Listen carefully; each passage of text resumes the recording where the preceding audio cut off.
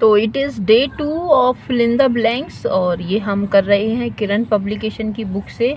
और यहाँ पर हमारा क्वेश्चन है कि I am exhausted, let's dash a day, है ना।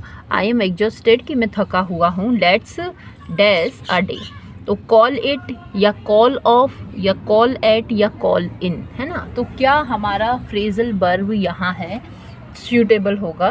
तो ये जो इसका आंसर है, देखो कॉल एट का मतलब होता है कि कोई भी चीज़ है कुछ समय के लिए वहाँ ठहरेगी, है ना। जैसे कि शताब्दी एक्सप्रेस कॉल एट मथुरा, तो शताब्दी एक्सप्रेस क्या होगी, कॉल एट मथुरा।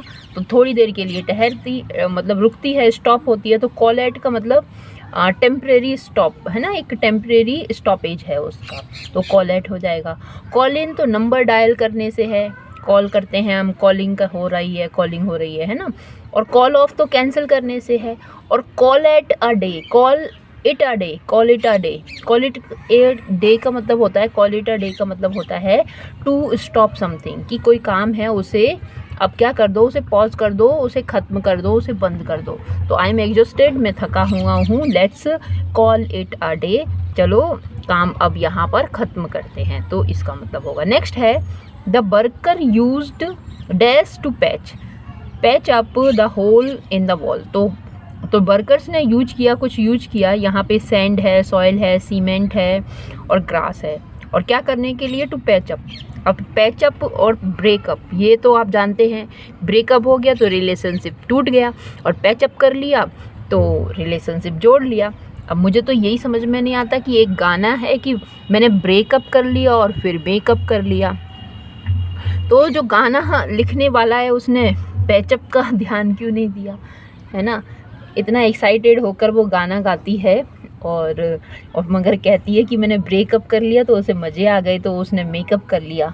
अरे पागल, पैचअप करके ही मेकअप कर लेती। हमारे तो क्या कहते हैं, हिंदुस्तान में ऐसा ही होता है, ब्रेकअप करके तो हर कोई दुखी हो जाता है और पैचअप करके खुश हो जाता है ना। मगर कुछ ठीक है, मैं अपनी बात करती हूँ। यहाँ पे आगे क्या है, द वर्कर यूज्ड, तो क्या वर्कर ने अब वॉल को, वो तो सीमेंट ही यूज़ करेगा, ऐसे ऑप्शन यहाँ पे दे रखे हैं इनका।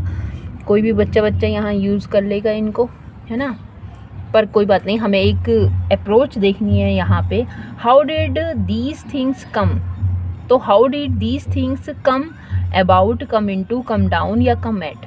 तो how did these things come about, है ना, कि ये सारी चीज़ें, कम अबाउट का मतलब है टू हैपन, कि ये सारी चीज़ें कैसे हुई। और कम डाउन का मतलब हो जाएगा क्या करना, से पब्लिकली, है ना, कुछ बात पब्लिकली कहना। तो इसका मतलब तो ये नहीं, कम एट का मतलब तो कहीं पहुंचने से हो जाएगा, ठीक है। तो इसका आंसर होगा come about. How did these things come about, तो ये सारी चीज़ें कैसे हुई। नेक्स्ट है this news was too good to be true. अच्छा, मैंने तो खुद ही आंसर बोल दिया, सॉरी। तो ये पैटर्न है टू और टू का, है ना, ये पैटर्न है टू और टू का। इसका मतलब है this news is so good that it can not be true. इतनी ये अच्छी है कि ये ट्रू नहीं हो सकती। तो टू जो है नेगेटिव के लिए यूज़ किया जाता है, टू और टू का। नेक्स्ट है how much longer this book, how much longer dash this book, है ना। हाउ कितने समय और तुम इस बुक को, तुम्हें ज़रूरत है, नीडिंग, है ना, नीड। तो यू आर नीडिंग, तो how much longer you are needing this book, तो तुम मतलब इसकी ज़रूरतमंद हो रहे हो। या फिर विल बी नीडिंग, कि कितनी देर तक, मतलब कितने समय तक इसकी ज़रूरत तुम्हें रहेगी, रह रही होगी, है ना। फ्यूचर का, फ्यूचर कंटिन्यूस हो गया। और how much longer will you have needed this book, तो ये फ्यूचर परफेक्ट होगा, कितने और समय तक तुम्हें इसकी ज़रूरत रहेगी। और हैव यू नीडेड, तो ये क्या हो गया, प्रेजेंट परफेक्ट हो गया। तो हाउ मच लॉन्गर, तो हमारे पास इसके लिए एक ऑप्शन है, वो ये है how much longer will you have needed this book. और ये जो कहने का तरीका है, एक पोलाइट वे है ऑफ सेइंग समथिंग, है ना। Inquire something, ask something.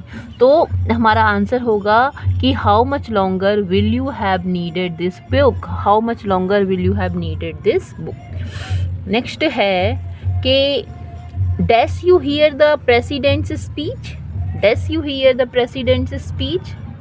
तो अब यहाँ देखिए हैव, हैज़, हैड और डिड। यहाँ थोड़ा सा ध्यान दो, इन ऑप्शंस पे ध्यान दो। तो आप ऑप्शन पे ध्यान दोगे तो आपको हैव और हैव के साथ में अगर देखो आप बनाओगे वर्ब की थर्ड फॉर्म चाहिए, हैड के साथ में भी थर्ड फॉर्म चाहिए, हैज़ के साथ में भी थर्ड फॉर्म चाहिए। अब यहाँ पे प्रेसिडेंट यू की बात है तो यू के साथ क्या आएगा, यू के साथ हैज़ नहीं आएगा, हैड और हैव तो आ सकता है ना। मगर यहाँ ये देखिए हियर है, तो हियर तो डिड के साथ ही आएगा ना, इन सब के साथ तो वर्ब की सेकंड थर्ड फॉर्म चाहिए हमें। तो did you here president speech, did you hear the president speech, क्या तुम प्रेसिडेंट का स्पीच सुना, क्या तुमने प्रेसिडेंट का स्पीच सुना, did you here president speech. I dash to the movie with some friends last night। अब देखो लास्ट नाइट आ गया यहाँ, इसने लास्ट नाइट कह दिया तो इसका मतलब पास्ट है, ठीक है, और प्योर पास्ट है ये, पास्ट प्रेजेंट परफेक्ट नहीं होगा, हैव गॉन नहीं होगा क्योंकि यहाँ बैठा है लास्ट नाइट, है ना। वेंट, यस वेंट होगा। एम गोइंग प्रेजेंट का है, नहीं होगा, एम गोइंग नहीं होगा, एम गॉन भी नहीं होगा। तो यही इसका सही ऑप्शन है कि I went to the movie with some friends, कि मैं गया मूवी देखने कुछ दोस्तों के साथ लास्ट नाइट, ठीक है। She has only these friend, she has only fewer.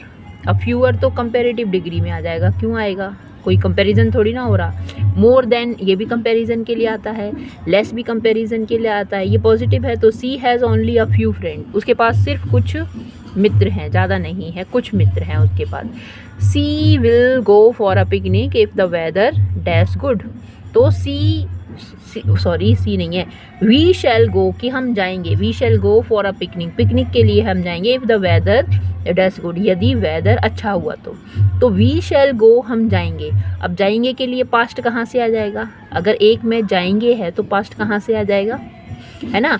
Had been कहाँ से आ जाएगा, अगर ये शैल बैठा है तो हैड बीन कहाँ से आ जाएगा, टेंस वाला देखिए आप, रूल टेंस लगाइए यहाँ पे, और हैज़ बीन यहाँ पर है तो has been, weather has been good, तो वेदर हैज़ बीन नहीं, if the weather is good. और यहाँ पे देख लीजिए कि if the weather is good कौन सा कंडीशन लग रहा है ना, कि condition number 1, if you come I will teach you, यदि तुम आती हो तो मैं तुम्हें पढ़ाऊँगा। If the weather is good we shall go for picnic, अगर वेदर अच्छा रहा तो हम पिकनिक पर जाएंगे, ठीक है। तो इस तरह से आप इसको इफ़ वाला जो कंडीशन है इसे आप याद रखिए। Mister and Mrs. Josie, Mr. and Mrs. Josie go for dash a walk just before the dinner, ठीक है। अब यहाँ पे जो वर्ड्स हैं ये हमारी वोकैब को चेक करने के लिए है, वाइब्रेंट, रिस्क, स्लो और विवेसियस। तो देखो विवेसियस जो होता है ना, विवेसियस तो एक ऐसा पर्सन होता है कि जो क्या करता है, सूझबूझ, हाँ एनर्जी से भरा हुआ पर्सन विवेसियस होता है। तो ये नहीं, विवेसियस वॉक नहीं। वाइब्रेंट भी एनर्जी से वाला है। स्लो वॉक, रिस्क वॉक जो है वो तेज चलने से है, रिस्किंग करना। तो यहाँ पे आंसर हो जाएगा रिस्क। तो मिसेस एंड मिस्टर जोशी, हाँ mister and Mrs Joshi go for a risk walk just before dinner, dinner से पहले। नेक्स्ट है हमारा क्वेश्चन कि डैश वेट गेन और weight loss is not good for you, ठीक है। तो वेट गेन करना और कैसा, एक्सप्लोसिव, एक्सटेंसिव, एक्सेसिव या एक्सप्रेसिव, है ना। तो एक्सप्लोसिव, एक्सप्लोज हो जाना, है ना, फट जाना। एक्सटेंसिव, बढ़ाना, एक्सटेंशन। एक्सप्रेसिव और एक्सेसिव, देखो एक्सेसिव होता है अत्यधिक, एक्सेसिव का मतलब होता है अत्यधिक। तो अत्यधिक वेट गेन करना या फिर लॉस करना ये अच्छा नहीं होता बॉडी के लिए। तो ये होगा हमारा answer. John must have the dash to stick to his diet. तो जॉन मस्ट हैव, उसके पास होना चाहिए डैश कुछ चीज़ें, ऑब्स्टिनेसी, डिटर्मिनेशन, डिसीजन या ऑब्लिगेशन। किस लिए, टू स्टिक हिज डाइट, की अपनी डाइट से वो स्टिक रहे, उस पर बना रहे। If he wants to loss weight, और यदि वो वेट लॉस करना चाहता है तो क्या होगा कि जॉन मस्ट हैव ऑब्स्टिनेसी। तो ऑब्स्टिनेसी होती है, ऑब्स्टिनेट हो जाते हैं ना, जिद्द, तो ऑब्स्टिनेसी जिद्दीपन। डिसीजन तो निर्णय या डिटर्मिनेशन या ऑब्लिगेशन। देखो ऑब्लिगेशन तो क्या है, ऑब्लिगेट करना, मतलब आज्ञा मानने से है, तो ऑब्लिगेशन तो नहीं होगा। तो उसमें क्या होगा, डिटर्मिनेशन। डिटर्मिनेशन हम डिटर्मिनेट करते हैं, हम क्या करते हैं, दृढ़ निश्चय करते हैं। तो ये जिद्दीपन नहीं, ये जिद्दीपन नेगेटिव हो जाएगा, है ना, कि मगर यहाँ पे डिटर्मिनेशन होगा। John must have the determination, उसके पास दृढ़ संकल्प, इच्छा शक्ति, डिटर्मिनेशन होना चाहिए, to stick to his diet, कि अपनी डाइट पर स्टिक रहे, if he wants to loss his weight, यदि वो अपना वेट लॉस करना चाहता है। तो डिटर्मिनेशन हमारा इसमें बेटर ऑप्शन है। डिसीजन भी नहीं होगा, हैव डिसीजन, डिसीजन तो वो कर चुका है ये चीज़ डिसाइड कि वो अपना वेट लॉस करेगा, तो यहाँ डिसीजन की बात नहीं है। There was an dash response for the marathon, ठीक है, तो भाई मैराथन के लिए डैश रेस्पॉन्स, कैसी रेस्पॉन्स आई, ओवरवेलमिंग, ओवर राइडिंग, एक्सेसिव या एक्सट्रीम, एक्सट्रीम अत्यधिक। तो there was an extreme response for marathon, अत्यधिक रेस्पॉन्स है, या ओवरवेलमिंग रेस्पॉन्स है। ओवरवेलमिंग मतलब एनर्जी से भरा हुआ, एनर्जेटिक, है ना, लोगों का, हाँ, मतलब बहुत ज़्यादा उत्साह। ओवर राइडिंग, एक्सेसिव, अत्यधिक, ये भी एक्सट्रीम अत्यधिक के लिए, तो ये तो नहीं होंगे। एक वर्ड है ओवरवेल्म, ओवरवेल्म हो जाना, बहुत खुशी प्रकट करने के लिए। तो देयर वॉज एन रेस्पॉन्स, कैसा हुआ, ओवरवेलमिंग रेस्पॉन्स हुआ, किसके लिए, मैराथन के लिए।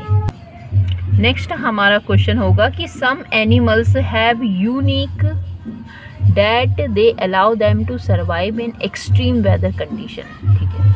तो some animals have unique characteristic है, प्रॉब्लम्स हैं, प्रॉब्लम्स तो नहीं होगा, यूनिक प्रॉब्लम है, कि प्रॉब्लम होने के बावजूद ऐसा तो नहीं लिखा, तो यूनिक नहीं हुआ। फीलिंग और condition, unique condition, some animals have condition की शर्तें हैं उनके लिए unique, that allow them to survive in the extreme, तो उनकी कुछ ऐसी खासियत हैं, उनके ऐसे करेक्टरिस्टिक हैं, करेक्टरिस्टिक्स, तो खासियत चरित्र के लिए आता है करेक्टर, और यहाँ पे ऐसे गुण हैं उनके कि वो क्या करते हैं, डेट अलाउ देम, वो उन्हें मतलब अलाउ करते हैं सर्वाइव करने के लिए एक्सट्रीम, चाहे कितनी ठंड हो, गर्मी हो, इस तरह का वेदर है उसमें रहने के लिए, तो फिर वो क्या हो जाएगा, करेक्टरिस्टिक्स। नेक्स्ट है, did the boy turn dash for football practice, तो did the boy turn up, यहाँ पे आंसर आएगा हमारा टर्न अप। टर्न बैक होता है वापस उसी जगह पर आ जाना, टर्न ऑन और टर्न इन, और यहाँ पे टर्न फॉर, तो आंसर तो है हमारा टर्न फॉर, टर्न फॉर। तो did the boy turn for football practice, तो मतलब क्या उन्होंने फिर डिसाइड कर लिया, टर्न फॉर, वापस आ गए फुटबॉल प्रैक्टिस के लिए, तो इसके लिए है टर्न फॉर, और टर्न फॉर का मतलब है कि पुनः उसी निर्णय पर, उसी डिसीजन पे आ जाना, ठीक है।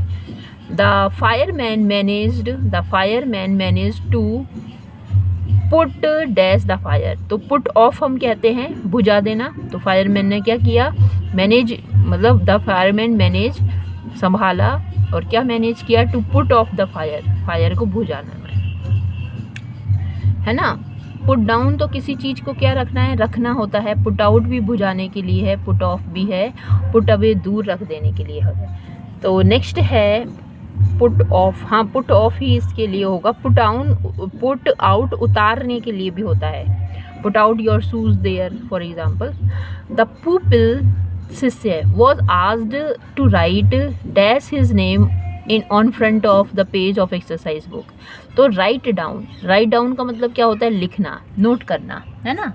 तो पीपल ने पूछा, कहा to write down his name, उसका नेम लिखने के लिए फ्रंट ऑफ, ठीक है, तो इसका आंसर होगा राइट डाउन। नेक्स्ट है, the teacher found many mistakes in my composition when she went dash it, ठीक है।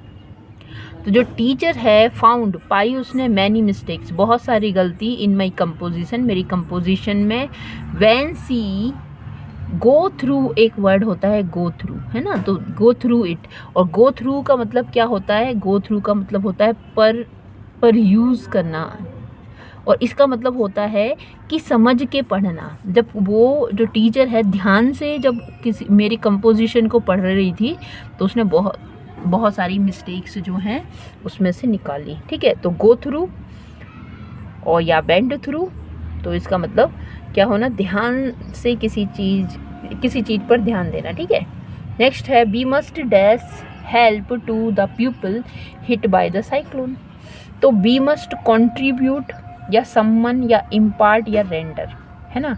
तो वी मस्ट कंट्रीब्यूट, तो कंट्रीब्यूशन होता है सहभागिता रखना। तो we must contribute help to the people या सम्मन्स का मतलब बुलाना है, इम्पार्ट तो अलग करना है, और रेंडर का मतलब कंट्रीब्यूशन, मनी का कंट्रीब्यूशन है, और यहाँ है रेंडर, तो आंसर हमारा रेंडर होगा। और इसका मतलब टू हेल्प समवन, रेंडर का मतलब टू हेल्प समवन। तो we must render help, we must offer help to the people hit by the cyclone.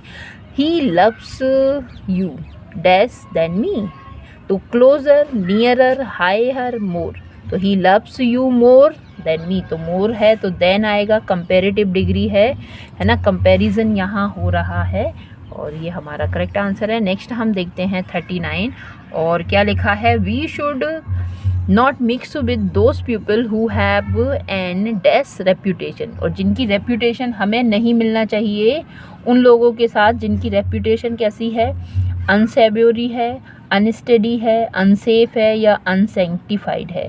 सेंक्टिफाइड पवित्रता से होता है, अनसेंक्टिफाइड अपवित्र है ना। अनस्टडी रेडी, स्टडी गो, स्टडी लगातार, अनस्टडी तो मतलब रुका हुआ, सेफ और अनसेफ, और सेवोरी अनसेवोरी, तो इसका आंसर होगा अनसेवोरी। अनसेवोरी मतलब कि नॉट जो कि ऑफेंसिव है, जो कि बेकार है ना, तो उन लोगों के साथ मिक्स नहीं होना चाहिए, ऐसा कहने का मतलब है पैसेज का।